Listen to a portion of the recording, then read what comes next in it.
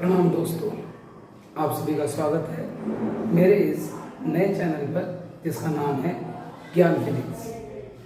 तो आप सभी का स्वागत करते हुए जैसे कि मैंने पिछले हफ्ते भी आपको बताया था कि सोमवार से मैं सभी बोर्ड के बच्चों के लिए जो 10वीं और 12वीं वाले हैं उनके लिए कुछ ऐसे क्वेश्चंस जो बहुत ज़्यादा टफ हो रहे हैं बच्चों के लिए या समझने में जिनको समस्या आ रही है उनकी पूरी एक श्रृंखला लेके आऊँगा इस चैनल के माध्यम से। तो चलिए शुरू करते हैं। जय हिंद, जय भारत, वंदे मातरम। आप सभी यहाँ देख सकते हैं जो लिखा हुआ है NCERT physics page number 21 example number 1.8। ये NCERT के फर्स्ट चैप्टर जो फिजिक्स की NCERT है उसका फर्स्ट चैप्टर जो है हमारे पास उसके पेज नंबर 21 पे एग्जाम्पल नंबर 1.8। जो अगर मैं यूनिट बोलूँ तो इलेक्ट्रोस्टैटिक है, और अगर हम बात करें चैप्टर की तो जिसमें फोर्सेस, इलेक्ट्रिक फील्ड्स और गॉस थ्योरम के बारे में हमने पढ़ा है वो पूरा का पूरा चैप्टर कवर होगा। उसके मेनली जो टफ क्वेश्चंस हैं उनकी हम बात करेंगे। तो यहाँ पे अगर हम देखें तो ये जो एग्जाम्पल 1.8 है इसको अगर आप पढ़ेंगे तो उसमें दिया क्या हुआ है एक बार मैं आपको समझा देता हूँ। इंग्लिश में कई बार ऐसी लैंग्वेज NCERT में यूज हो जाती है जो थोड़ी समझ नहीं आती, बट NCERT बहुत बढ़िया किताब है, आप यकीन मानिए उससे बढ़िया किताब अभी तो 12th के लिए, 10th के लिए, 9th, 10th, 11th के लिए है ही नहीं इतनी बढ़िया किताब, बहुत बढ़िया किताब है। तो उसी में जो एग्जाम्पल 1.8 है उसके बारे में मैं आपको समझा देता हूँ। ये क्वेश्चन कह रहा है हमसे कि भाई हमारे पास एक रीजन है, एक स्पेस है जहाँ पे हमारे पास एक इलेक्ट्रिक फील्ड है, ये पॉजिटिव ये negative, higher to lower potential electric field जाता है, ठीक है। अब कह रहा है इसका जो मैग्नीट्यूड है वो हमने चेंज नहीं किया है, और एक सेकंड केस है ऊपर पॉजिटिव नीचे negative, higher potential lower potential, higher to lower electric field जाता है। डायरेक्शन इलेक्ट्रिक फील्ड की हम लोग ये बात जानते हैं। अब वो कहता है फर्स्ट केस में आपने इलेक्ट्रॉन को फॉल कराया, दूसरे केस में प्रोटॉन को फॉल कराया।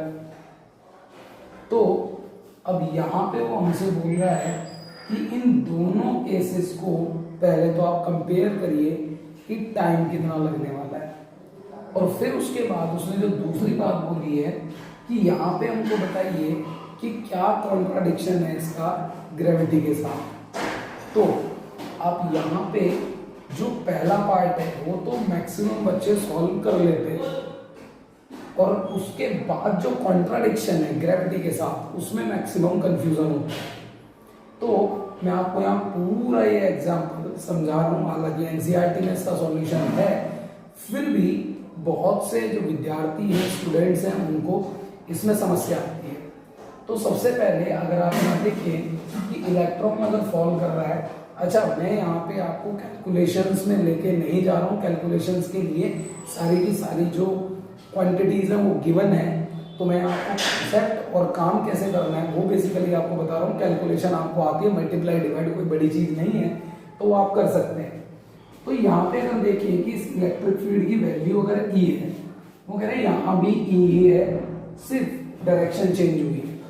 तो अगर इलेक्ट्रिक फील्ड E इस रीजन में काम करता है तो इलेक्ट्रॉन जब फॉल करेगा तो हम एक बात जानते हैं कि अकॉर्डिंग टू इलेक्ट्रोस्टैटिक अगर किसी इलेक्ट्रिक फील्ड में कोई चार्ज पार्टिकल रखा हो तो उसके ऊपर एक फोर्स लगता है F is equal to QE। अब क्योंकि ये नेगेटिवली चार्ज पार्टिकल है तो फोर्स हो जाएगा E और माइनस साइन के साथ। क्यों? क्योंकि यहाँ पे नेगेटिव पार्टिकल पे जो फोर्स लगता है उसकी डायरेक्शन इलेक्ट्रिक फील्ड के अपोजिट होती है, ठीक है। यानी इसका मतलब यहाँ इलेक्ट्रॉन पे जो फोर्स लगेगा वो नीचे डायरेक्शन में लगने वाला है, इसको यहाँ रिप्रेजेंट कर देते हैं। इलेक्ट्रॉन के ऊपर जो फोर्स लगेगा वो नीचे डायरेक्शन पे लगने वाला है, ठीक है, उसकी डायरेक्शन नीचे की तरफ होगी। अच्छा, according to second law of motion, जो सेकंड लॉ है वो बोलता है F is equal to m में होता है। तो अगर हम यहां से चेक करें कि एक्सेलरेशन कितना होगा इलेक्ट्रॉन का, तो वो हो जाएगा me ae is equal to e e। यहाँ पे आप चेक करिए ये हो गया हमारे पास mass of electron, acceleration of electron, charge of electron and E. भाई जब दोनों की लेफ्ट हैंड साइड इक्वल है तो राइट हैंड को इक्वल किया जा सकता है। यहाँ तक मेरे ख्याल से सभी को ये बात समझ आती है। तो यहाँ से इलेक्ट्रॉन का अगर एक्सेलरेशन चेक करें तो आएगा ई अपॉन एम। सेम बिल्कुल यही काम हम यहाँ प्रोटॉन के साथ करने वाले हैं। क्यों? प्रोटॉन पे फोर्स कितना लगने वाला है? F is equal to Q E, लेकिन क्योंकि ये पॉजिटिव चार्ज है तो यहाँ जो फोर्स की डायरेक्शन होगी वो इलेक्ट्रिक फील्ड वाली होगी, यानी यहाँ भी जो फोर्स आपका लगेगा वो नीचे की तरफ ही लगने वाला है प्रोटॉन के ऊपर।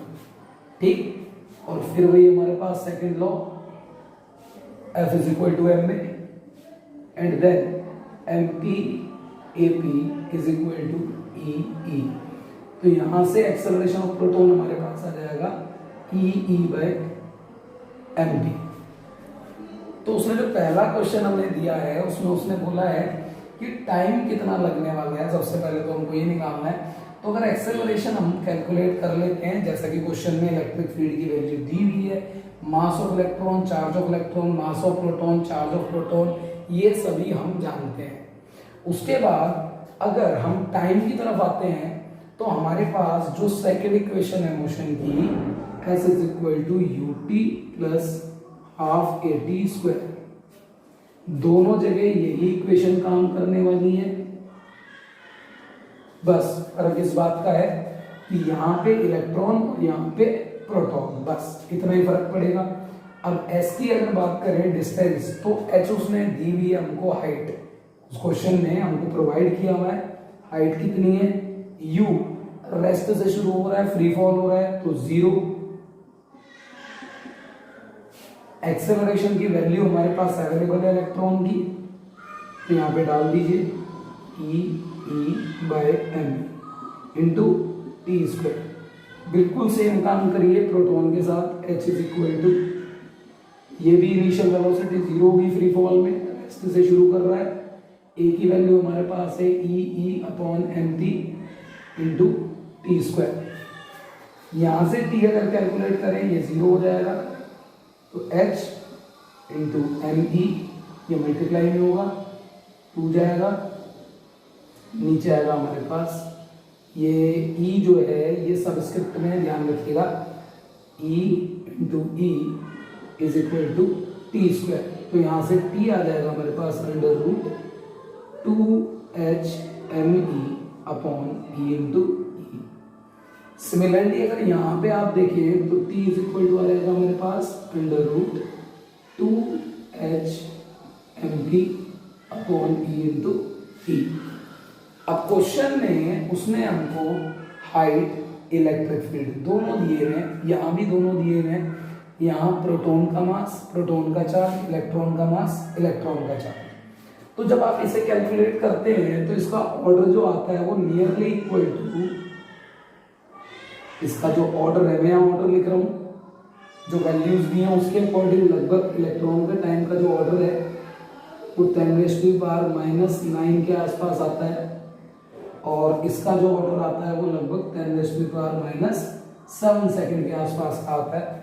तो ये अप्रोक्सीमेट वैल्यूज हैं, आप एनसीईआरटी जब पढ़ें तो इनको प्रॉपर वैल्यूज के साथ चेक करें। तो यहाँ पे अगर आप देखेंगे तो time of electron and this is the time of proton, कि सेम डिस्टेंस फॉल करने के लिए प्रोटॉन को इतना टाइम लग रहा है और इलेक्ट्रॉन को इतना टाइम लग रहा है। अब बात आती है कि कॉन्ट्राडिक्शन क्या है ग्रेविटी के साथ। अब वो कहते हैं यहाँ पे मेन बात आती है जिसपे बच्चे अटकते हैं। तो देखिए यहाँ पे अगर हम चेक करें तो इलेक्ट्रॉन का जो टाइम है और प्रोटॉन का जो टाइम है, इनमें से बड़ा और छोटा जब आप देखें तो देखिए जो मेन कॉन्ट्राडिक्शन है यहाँ पे, वो जो हम ग्रेविटी की बात करने वाले हैं उसी में मेन प्रॉब्लम बच्चों को आती है। तो यहाँ देखिए जो हमने टाइम की बात करी, time of electron and time of proton. Normally gravity का जो फॉल है या फ्री फॉल जो हम कहते हैं under the effect of gravity, उसमें क्या होता है कि हमारा जो हैवियर पार्टिकल होता है वो जल्दी आता है नीचे, और जो लाइटर पार्टिकल होता है वो देर में। अगर एयर रेजिस्टेंस है तो, वैक्यूम होता है तो दोनों साथ साथ आते हैं, ये हम बात जानते हैं। लेकिन कोई भी ऐसा केस नहीं होता कि लाइटर पार्टिकल जो है वो जल्दी आ जाए और जो हैवियर पार्टिकल है वो देर से आए। बट यहाँ पे अगर आप चेक करें टाइम ऑफ प्रोटॉन और टाइम ऑफ इलेक्ट्रॉन, तो आप देखेंगे कि इलेक्ट्रॉन का जो टाइम है वो कम है, यानी लाइटर पार्टिकल जल्दी आ रहा है नीचे, जबकि जो हैवियर पार्टिकल है उसे टाइम लग रहा है। आप ये चेक करिए यहाँ पे कि जो हमारा लाइटर पार्टिकल है वो जल्दी पहुंच रहा है नीचे फॉल में, जबकि जो हैवियर पार्टिकल है उसे ज्यादा टाइम लग रहा है। ये मेन कॉन्ट्राडिक्शन है जो ग्रेविटी के अगेंस्ट जाता है। अगर फ्री फॉल अंडर ग्रेविटी देखें तो या तो दोनों एक साथ आएंगे वैक्यूम में, तो अगर एयर रेजिस्टेंस आप कंसिडर करते हैं तो हैवियर पार्टिकल जो है पहले आने वाला है और लाइटर पार्टिकल देर में। लेकिन यहाँ लाइटर पार्टिकल पहले आ रहा है, हैवियर वाला देर में आ रहा है, प्रोटॉन का मास ज्यादा है, सभी जानते हैं, ठीक है। तो अब मेन बात आती है ऐसा क्यों। तो इसके लिए बहुत बड़ा कोई काम नहीं करना, आप जस्ट ये जो एक्सेलरेशंस की वैल्यूज हैं इनको आप चेक करिएगा कि प्रोटॉन के लिए और इलेक्ट्रॉन के लिए जो एक्सेलरेशन की वैल्यूज हैं उनका जब आप ऑर्डर देखेंगे तो ये नियरली इक्वल टू जो ऑर्डर आ रहा होता है लगभग 10⁻12 मीटर पर सेकंड स्क्वायर, लगभग इतना ही, लगभग इसका थोड़ा कम रहता है, इसका थोड़ा ज़्यादा रहता है, बस इतना ही फर्क है दोनों में। तो आप उसको एग्जाम्पल में एक बार चेक कर लीजिएगा, ये भी लगभग जो ऑर्डर होता है ये भी 10⁻, लगभग 10 के आसपास का ऑर्डर इसका भी रहता है। तो दोनों का जब आप ऑर्डर देखते हैं एक्सेलरेशन का तो हद से ज़्यादा एक्सेलरेशन है। जब आप कैलकुलेशंस करेंगे तो एग्जैक्ट वैल्यूज आपको मिल जाएंगी। मैं केवल ऑर्डर की बात कर रहा हूँ, ऑर्डर इतना ज़्यादा है कि स्पीड ऑफ लाइट से भी ज़्यादा तो एक्सेलरेशन है। स्पीड ऑफ लाइट भी 3 × 10⁸ मीटर पर सेकेंड होती है, उससे भी ज़्यादा एक्सेलरेशन है। इसीलिए यहाँ पे आपके जो नॉर्मल इफेक्ट है, जो नॉर्मल ग्रेविटी है या नॉर्मल रूल्स हम फॉलो कर रहे हैं, वो यहाँ बताइए कि कॉन्ट्राडिक्शन है क्यों। तो जो कंट्राडिक्शन है उसका कारण है कि जो एक्सेलरेशन है वो स्पीड ऑफ लाइट से भी ज्यादा है। तो यहाँ नॉर्मल मैकेनिक्स के रूल नहीं चलेंगे, यहाँ रूल चलेंगे स्पेशल थ्योरी ऑफ रिलेटिविटी के।